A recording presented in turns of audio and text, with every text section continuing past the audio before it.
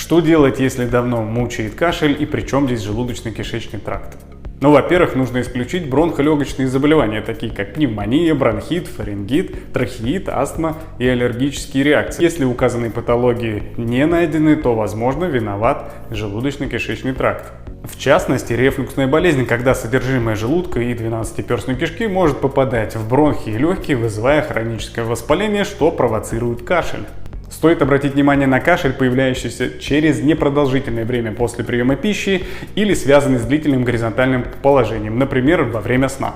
Если вдобавок утром после сна вы ощущаете кислоту или горечь во рту, то скорее всего это рефлюкс, даже в отсутствии классической изжоги. Что можно сделать? Приподнимите головной конец кровати на 10-15 см, запретите себе есть за 4 часа до сна и обязательно обратитесь к гастроэнтерологу по ссылке в профиле.